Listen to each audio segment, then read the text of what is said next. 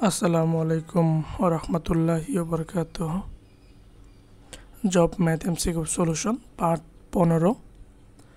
আমি আছি আতিকুর রহমান, প্রাথমিক বিদ্যালয় সহকারী শিক্ষক, যেটা গ্রেড 13। দ্বিতীয় ধাপে পরীক্ষা হয়েছে ফেব্রুয়ারি 2 তারিখ 2024। শুরু করা যাক। প্রথম প্রশ্ন হচ্ছে, বর্গক্ষেত্রের এক বাহু 4 মিটার হলে কর্ণ কত মিটার? এখন আমরা জানি যে বর্গক্ষেত্রের কর্ণ ইকুয়াল a√2 দেওয়া আছে। বর্গক্ষেত্রের এক বাহু 4 মিটার এবং বর্গক্ষেত্রের কর্ণ সমান a√2 ইকুয়াল 4√2 গ নম্বরে আছে। একটি পেন্সিলের ওজন 5 গ্রাম, এটির ওজন মিলিগ্রামে কত হবে? আমরা জানি যে 1000 গ্রাম সমান 1 কেজি এবং 1 গ্রাম সমান 1000 মিলিগ্রাম। সো 5 গ্রাম সমান হচ্ছে 5000 মিলিগ্রাম। এখানে কোনোটাই নাই, 500, 50,000, 50 কোনোটাই নাই। 1 square plus 2 square plus 3 square plus dot dot x square এর মান কত? এটা হচ্ছে ক্রমিক স্বাভাবিক সংখ্যার বর্গের সমষ্টি। এইখানে আমি বোঝাই দিচ্ছি যে 1 স্কোয়ার প্লাস 2 স্কোয়ার, এটা আমরা জানি যে ডট ডট মানে অসংখ্য n সংখ্যক, সেটা হচ্ছে n into n plus 1 into 2n plus 1 by 6, যেটা ক নাম্বারে আছে। পরপর 3টি সংখ্যার গুণফল 120 হলে তাদের যোগফল কত? তাহলে এখানে এই অঙ্কটা বিসিএস সহ বেশ কয়েকটা পরীক্ষায় এসেছিল। এটার 4, 5, 6 গুণ করলে 120 আর যোগ করলে হচ্ছে 4, 5, 9 আর 6, 15। 120 টাকা দিয়ে একটি পণ্য কিনে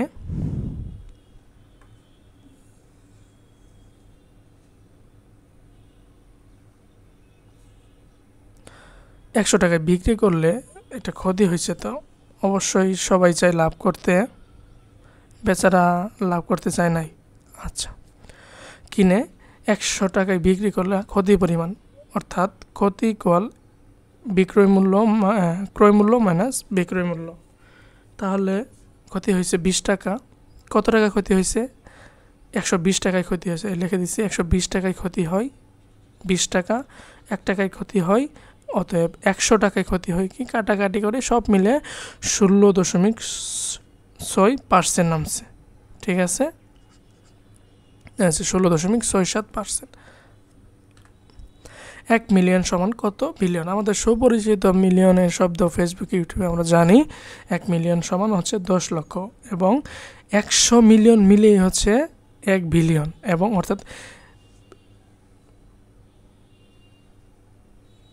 অর্থাৎ এখানে 1 মিলিয়ন ইকুয়াল 1/1000 বিলিয়ন, অর্থাৎ মানে ভাগ করলে হচ্ছে 0.01 বিলিয়ন। ভাগটা নিজে দায়িত্বে করিয়ে নেবেন, ইজি একদম। ওকে, এটি ট্রেনের দৈর্ঘ্য হচ্ছে 200 মিটার। ট্রেনটির গতি ঘন্টায় 100 কিলোমিটার, অর্থাৎ সে 60 মিনিট অতিক্রম করে 100 কিলোমিটার। আমাদের বের করতে হবে, একক দেওয়া আছে কিলোমিটার। সো আমাদের এখানে মিটার বানানোর দরকার নাই। 30 মিনিটে ট্রেনটি কত দূরত্ব অতিক্রম করবে? আচ্ছা, আমরা জানি যে 1 ঘন্টা সমান 60 মিনিট, অতএব 60 মিনিট অতিক্রম করে 100 কিলোমিটার, 1 মিনিট অতিক্রম করে কম, অতএব 30 মিনিট অতিক্রম করে এই কাটাকাটি করে সব মিলে হচ্ছে 50 কিলোমিটার। ঠিক আছে, আমাদের প্রত্যেকটা অঙ্কই এত সময় তো পাওয়া যায় না, আমাদের মাথার ভিতরে অঙ্ক করতে হবে, দেখে অঙ্কটা আমাদের কল্পনায় নিয়ে আসতে হবে। যারা কল্পনায় নিয়ে আসতে পারবো তাদের সময় বেঁচে যাব, আর না আসতে পারবো ওরা যদি লেখে যে আমরা জানি 1 ঘন্টা সমান 60 মিনিট, 1 কিলোমিটার সমান 1000 মিটার, বসায় যদি করে তাহলে তো সময় ম্যাথ করতেই যাব, আর বাকিগুলো বাংলা ইংরেজি সাধারণ জ্ঞান লেখার সময় পাবো না। আচ্ছা, আমাদের প্র্যাকটিস করলেই এই সমস্যা দূর হবে। তারপর হচ্ছে 1 হতে 20 পর্যন্ত সংখ্যাগুলোর যোগফল কত? এটা হচ্ছে স্বাভাবিক সংখ্যা। সো এটা সূত্র হচ্ছে n × n + 1/1/2। সংখ্যা আছে 20টি এবং 20-এর সাথে 1 যোগ করলে 21, 20 দিয়ে ভাগ করলে 20কে 2 দিয়ে ভাগ করলে 10, 10 দিয়ে 21 গুণ করলে 210, যেটা ক নাম্বারে আছে। পরের প্রশ্ন বলছে, কাগজ ও কলমের মূল্য একত্রে 240 টাকা।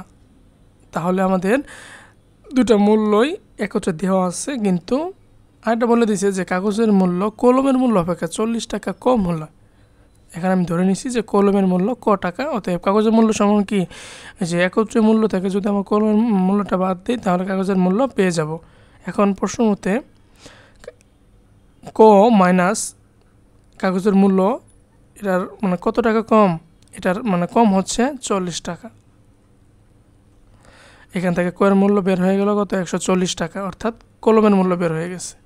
ঠিক আছে, আচ্ছা। 1 নটিক্যাল মাইল সমান কত কিলোমিটার? 1 নটিক্যাল মাইল সমান 1.852 কিলোমিটার। পরের প্রশ্নটা আছে ইম্পর্টেন্ট, এটা বেশ কয়েকবার আসে, এটার এমসিকিউ আপনারা এমসিকিউ টাইপে করবেন, আর রিটার্ন এটা আমি অ্যান্সার দিয়ে দিছি। আমি রিটার্ন পার্টগুলো পাবলিক করে দিব, তখন এই ভিডিওটা দেখে নিন, বা আমি এটার ডিসক্রিপশানে সেই ভিডিওটার লিঙ্কও দিয়ে দিব, দেখে নিন, সমস্যা নাই। এখন আমরা আসি প্রশ্নে। বাজারে কফির দাম 10% কমে যায়, কফির ব্যবহার কত ভাগ বৃদ্ধি করলে কফি বাবদ খরচ একই থাকবে? আচ্ছা, এটার একটা সূত্র হচ্ছে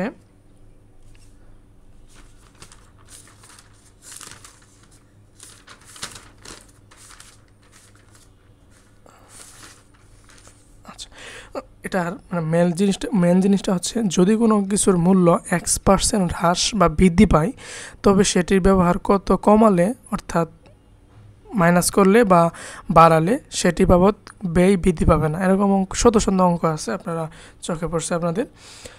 এটা সূত্র হচ্ছে, শর্টকাট হচ্ছে X ইন্টু 100%, এখানে X মানে কি 10%, ইন্টু 100%, X প্লাস মাইনাস 100। এখন প্লাস কখন হবে, যদি বৃদ্ধি পায়, যদি কপির দাম 10% বৃদ্ধি পায় তখন কী লাগবে আমরা প্লাস, এবং মাইনাস হইলে কী লাগবো, এই যে মাইনাস। আচ্ছা, 10 ইন্টু 100, এটা আমি যখন আমরা প্রথম ছিলাম, এটা মানে 10% ভাঙাইছি, 100% ভাঙে লাস্টে করে, তো দরকার নাই, সোজা করে ফেলবেন। 10% ইন্টু 10% অনেকে 10 আর 100 গুণ করলে 4টা শূন্য, অর্থাৎ 1000%, ভাগ হচ্ছে 100 থেকে 10 বা বিয়োগ করলে 90, 100 একটা শূন্য কাটা দিলে হচ্ছে 100/90, এটা ভাগ এই পাশে দেখাই দিচ্ছি। 10-এর ভিতরে একবার থাকে হচ্ছে 1 শূন্য, অর্থাৎ 11.111 মানে ভাগ হইতেই থাকে, তাহলে আমরা পেয়ে যাব। আচ্ছা, তাহলে কত ভাগ বৃদ্ধি করলে কফির বাবদ খরচ একই থাকবে? 11.11 কোথায় আছে, ক নাম্বার আছে? এটা সমস্ত বের করছে, একই হয়। সমস্তটা আমি আবার দেখাই দিই। এই যে এখানে কত থাকে, লাস্টে 9 থাকে না, 2 আর 1 হয়ে যাবে, সমস্যা নাই। পরের প্রশ্নে আসি। 0.5 plus 0.05 plus 0.005 into 0.5 into 0.05 into 0.005 সমান ওয়াট? আচ্ছা, এখানে 3টা কী অবস্থায় আছে, গুণ অবস্থায় আছে। এখানে যে 3টা গুণ অবস্থা, আর বাকিটা যোগ করে দিচ্ছি সময় সফলতার জন্য। আচ্ছা, এবং সর্বশেষ হচ্ছে 0.55, তারপর 4টা শূন্য, 625, 625 গ নাম্বারে আছে। আচ্ছা, কোনো লঘিষ্ঠ সংখ্যার সাথে 3 যোগ করলে যোগফল 24, 36 ও 48 দ্বারা বিভাজ্য হবে। তাহলে 24, 36, 48-এর লসাগু বের করি আগে। লসাগু ইকুয়াল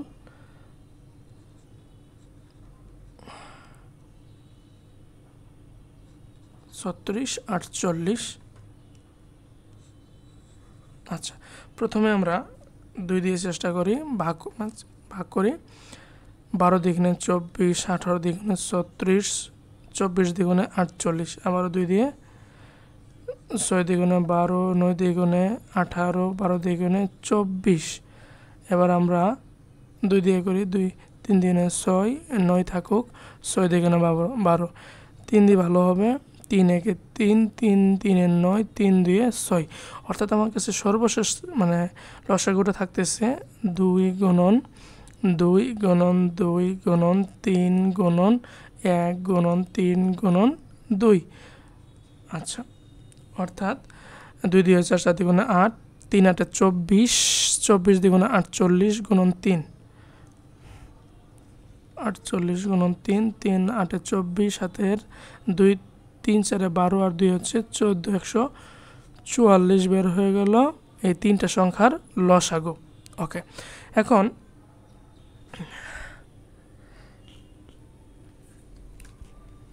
নির্ণয় লঘিষ্ঠ সংখ্যা। অতএব নির্ণয় লঘিষ্ঠ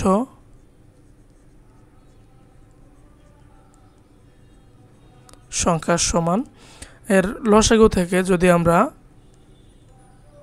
ওই সংখ্যাটা বাদ দেই তাহলে 141 পেয়ে যাব।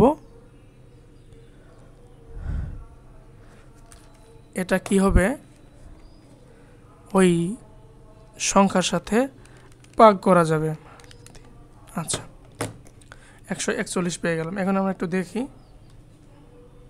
141 যদি 3 দ্বারা ভাগ করা হয়, 3 4 12 থাকবে হচ্ছে 2 এবং 1, 3 7 21, বাক্সে 0।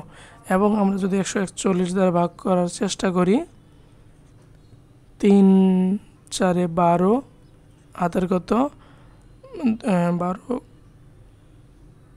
2 4 হবে, মিলে না, বাক্সেস থাকে। ঠিক আছে, তাহলে 141 অ্যান্সার হবে। আচ্ছা, একটি রাশি অপর রাশি 64%, একটি রাশি অপর রাশির 64%। অপর রাশি যদি ক ধরি তাহলে ক এর 64% হচ্ছে একটি রাশি। তাহলে আমরা লিখব ধরি অপর রাশি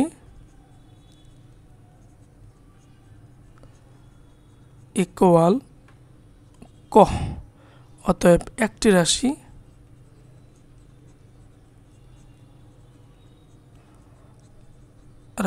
ইকুয়াল ক এর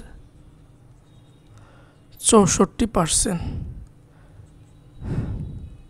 আচ্ছা, তাহলে 64 ক ভাগ 100 বের হয়ে যাবে।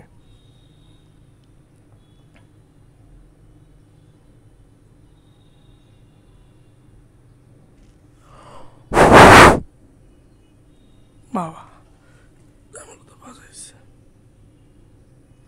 এখন পার্সেন্ট দেওয়া আছে, তাহলে এখানে রাশিটার আমরা ধরতে হবে শতকরার 100 ধরতে হবে। 100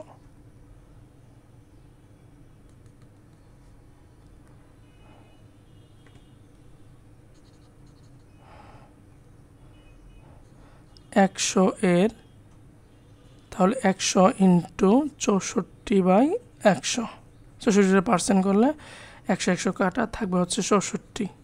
তাহলে অপর রাশি হচ্ছে 100 এবং একটি রাশি হচ্ছে 64। দুটি রাশির অনুপাত কত হবে? অনুপাত হবে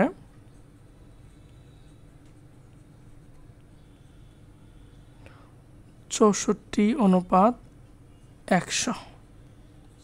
কোথায় সে নাই, তাহলে কাটাকাটি করি।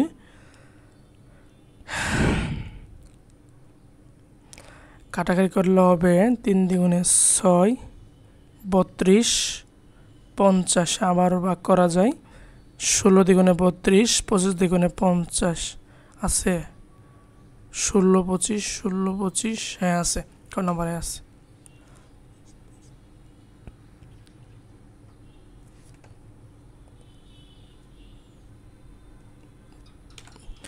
যদি x plus 5y equal 24, x equal 3 হয়, 3y হয়, তাহলে y ইকুয়াল হোয়াট?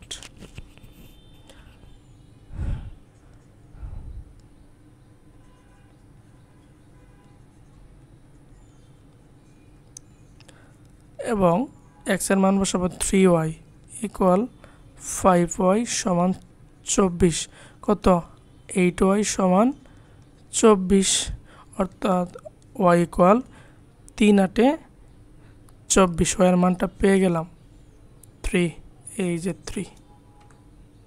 যে চতুর্ভুজের কেবল দুটি বিপরীত বাহু পরস্পর সমান্তরাল, যে চতুর্ভুজের কেবল দুটি বিপরীত বাহু পরস্পর সমান্তরাল,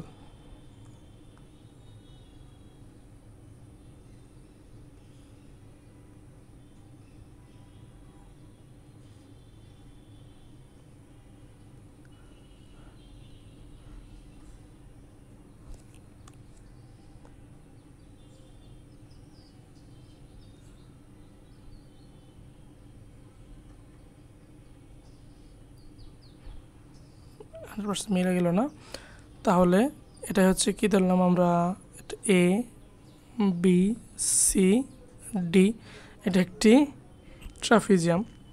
আমরা জানি যে যে চতুর্ভুজের কেবল দুটি বৃহৎ বাহু পরস্পর সমান্তরাল তাকে কি বলা হয়? ট্রাপিজিয়াম বলা হয়। তো শেষ হয়ে গেল। এছাড়াও অন্যান্য প্রশ্ন সমাধান আছে, আপনারা সময় হলে, আপনারা তো খুব ব্যস্ত মানুষ, সময় হলে দেখে নিতে পারেন।